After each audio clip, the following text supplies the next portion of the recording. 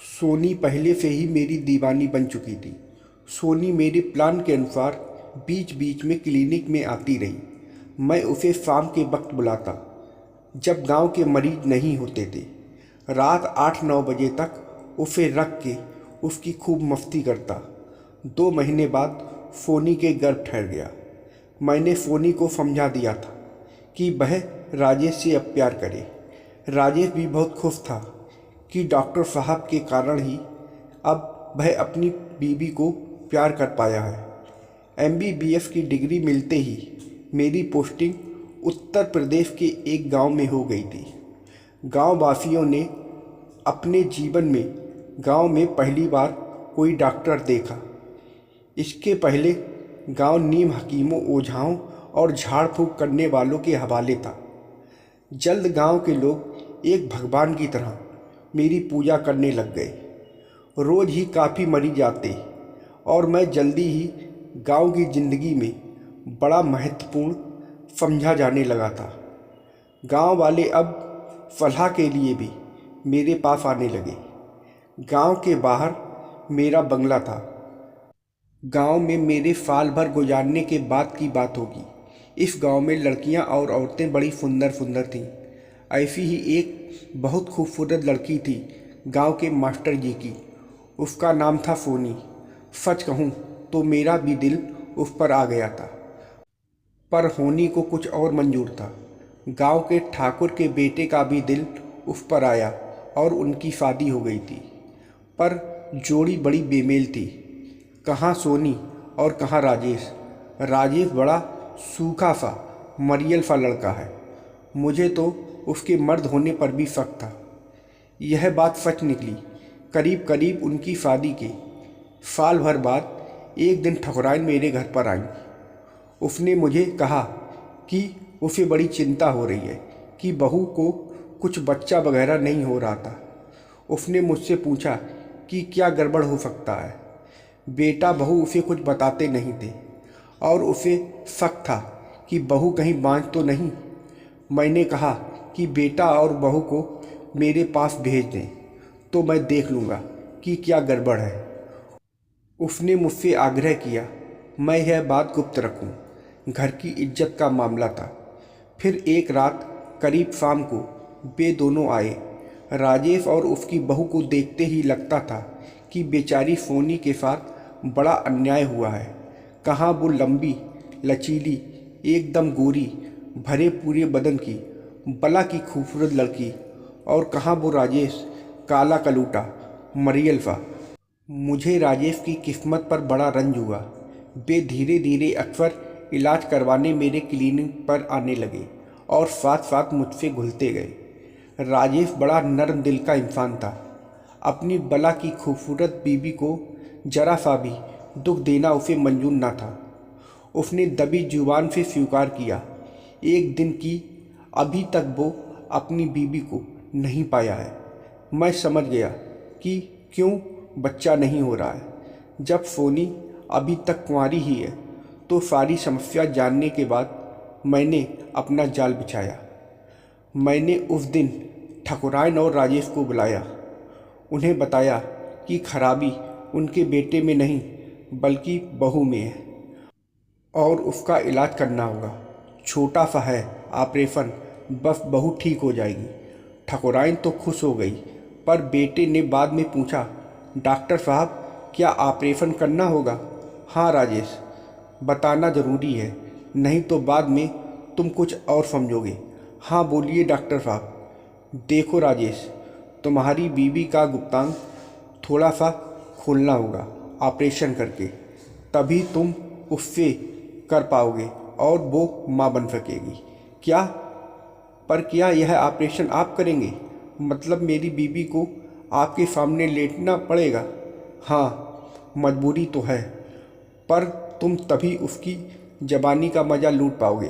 वरना सोच लो, यूं ही तुम्हारी उम्र निकल जाएगी और वो कुमारी ही रहेगी। अब वो नरम पड़ गया था। प्लीज़ डॉक्टर साहब, कुछ भी कीजिए, चाहे ऑपरेशन कीजिए, चाहे जो जी आए कीजिए, पर कुछ ऐसा कीजिए कि मैं उसके साथ वो सब कर सकूं और हमारे आंगन बच्चे की किलकारी से गूंज उठे। वरना मैं तो गांव में मुंह नहीं दिखा सकूंगा। किसी की खानदान की इज्जत का मामला है डॉक्टर साहब। उसने हाथ जोड़ लिए। ठीक है, घबराओ नहीं। बहू को मेरे क्लिनिक में भर्ती करा दो। 2-4 दिन में जब वो ठीक हो जाएगी तो घर आ जाएगी। बस फिर बहू के साथ मौज करना। ठीक है डॉक्टर साहब, वो ठीक हो जाएगी तो मैं आपका बड़ा उपकार मानूंगा। इस तरह सोनी मेरे घर पर आ गई थी। फिर कुछ दिनों के लिए शिकार जाल में था। बस अब करने की बारी थी। सोनी अच्छी मिलनसार थी। वो मुझसे खुल गई थी, पर जब वो सामने होती थी तो अपने ऊपर काबू रखना मुश्किल हो जाता था। बला की कमसिन थी वो।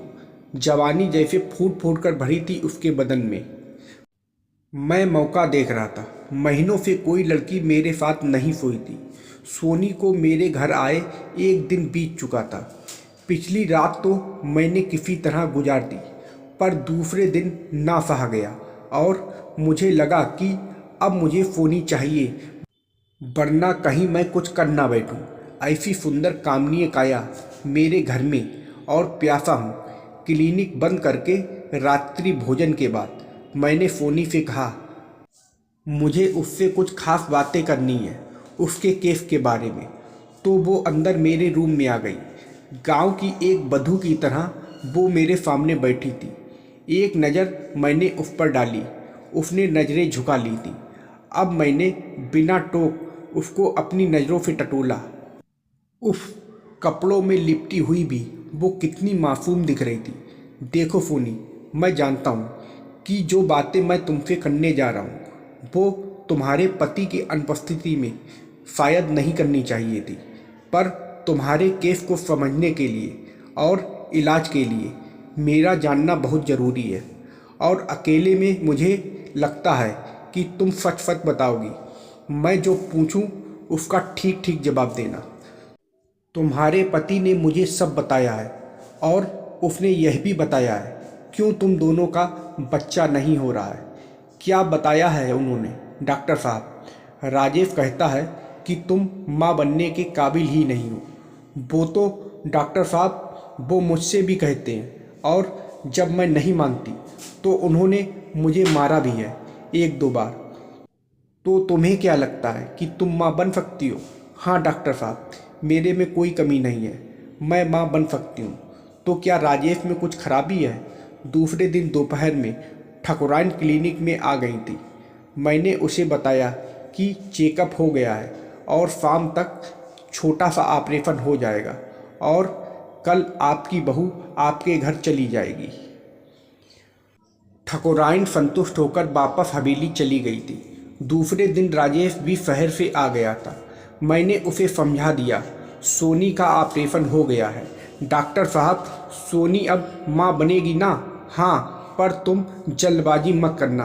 अभी 1 महीने तो सोनी से दूर ही रहना, और हाँ, इसे बीच बीच में यहाँ चेकअप के लिए भेजते रहना। राजेश ने कुछ असमंजस से हाँ हाँ भरी, फिर वह सोनी को ले गया। सोनी पहले ही मेरी दीवानी बन चुकी थी। सोनी मेरे प्लान के अनुसार बीच बीच में क्लिनिक में आती रही। मैं उसे शाम के वक्त बुलाता जब गांव के मरीज नहीं होते थे। रात 8 से 9 बजे तक उसे रख के उसकी खूब मस्ती करता था। 2 दिनों के बाद सोनी के गर्भ ठहर गया। मैंने सोनी को समझा दिया कि वह राजेश से अब प्यार करे। राजेश भी बहुत खुश था कि डॉक्टर साहब के कारण ही अब वह अपनी बीवी को प्यार कर पाया है। ठाकुराइन को जब पता चला कि सोनी के पांव भारी हो गए हैं तो उसने क्लिनिक में आकर मेरा शुक्रिया अदा किया। मैं तो खुश था ही, और अब किसी दूसरी सोनी की उम्मीद में अपना क्लिनिक चला रहा हूँ। तो दोस्तों, आप लोगों को यह कहानी कैसी लगी कमेंट करके ज़रूर बताइएगा, और वीडियो को लाइक और सब्सक्राइब करना मत भूलिएगा। वीडियो को देखने के लिए आप लोगों का बहुत बहुत धन्यवाद।